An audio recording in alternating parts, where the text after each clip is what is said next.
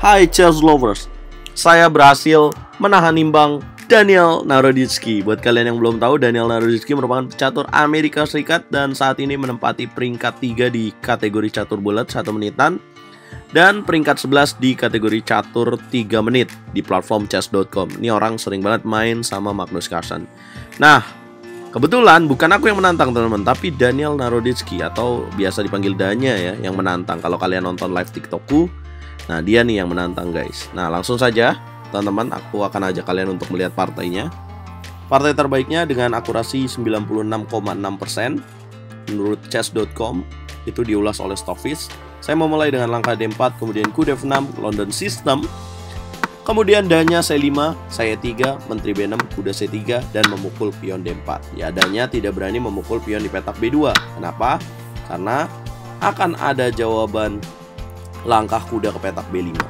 Nah, ini ancamannya petak C7. Ya, walaupun berhasil dijaga, nanti akan ada jawaban seperti ini, guys.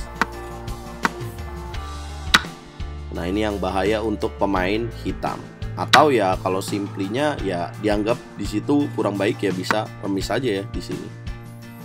Nah, kalau dia balik ke petak E6, baru di sini bisa menang dengan benteng memukul pion A6.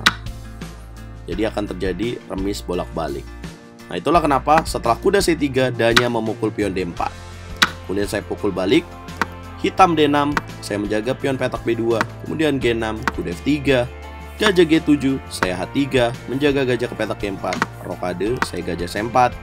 Danya kuda C6, saya rokade pendek. Danya gajah D7, saya benteng E1, benteng A C8, gajah B3, benteng C E8, saya gajah G5. Kemudian H6, gajah memukul kuda, gajah memukul balik, kemudian kuda D5. Ancam menteri dan ancam gajah, kemudian menteri A5 memukul gajah. Yap, terjadi double pawn di sisi pemain hitam, dan di posisi ini saya memiliki keunggulan. Kemudian saya langsung menaikkan menteri ke petak D3. Ini tidak hanya menaikkan menteri, tapi memiliki tujuan untuk memukul pion G6, karena ada pin dari gajah B3 terhadap raja di petak G8. Danya gajah F5, saya menteri C4, kali ini berpindah. Tujuannya adalah untuk menukar benteng, kemudian mengambil pion F7. Yap, Daniel Naroditsky, gajah ke petak E4, dan disinilah saya memainkan langkah D5. Yap, terjadi ancaman 2 perwira, benteng mengancam gajah di petak E4, pion mengancam kuda di petak C6. Danya gajah memukul kuda F3, benteng memukul benteng. Benteng memukul benteng, pion memukul kuda. Boom. Nah, sekarang posisinya terjadi 2 ancaman, yaitu pion di petak F7 dan gajah di petak F3, sekaligus pion mengancam pion B7. Untuk 2 langkah lagi akan promosi. Nah, Daniel Naroditsky kalau nggak hati-hati di sini bisa kalah ya.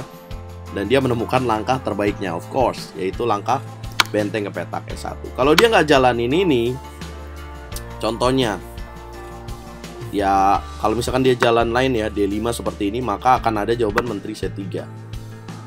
Terjadi peraduan menteri, terpaksa makan. Di sini ada ancaman gajah, dan pion ini yang akan jadi titik kemenanganku. Kalau gajah 4, maka pion memukul pion B7. Nah, ini akan menang. Ya, tapi lawannya super grandmaster guys. Jadi, setelah memukul pion C6, Daniel Naroditsky benteng E1. Terpaksa harus kumakan. Karena kalau misalkan aku naik ke petak K2, Daniel Naroditsky akan menteri E5. Kalau aku G3, ya dia akan jalan D5, bentengku terancam, menteriku terancam guys. Jadi aku harus jalan benteng memukul benteng. Kemudian menteri memukul benteng, aku jalan raja H2, menteri E5 skak. Sekali lagi aku jalan raja G1. Akhirnya terjadi perpetual check guys. Nah, kenapa Daniel Naroditsky nggak mau ngelanjutin? Kenapa aku nggak nutup dengan G3? Ya, ancaman pada gajahnya hilang. Nanti dia bisa jawab D5, aku terancam. Nah, ini bisa setup bahaya. Begitupun kenapa Daniel Naroditsky nggak memilih langkah lain, kayak contohnya jalan D5 di sini. Atau dia memukul pion F2, karena di sini ada skakmat, guys. Kenapa dia nggak jalan D5? Karena ada jalan menteri F4. Jadi ada ancaman gajah, ini ancaman pion B7-nya akan membuatku menang.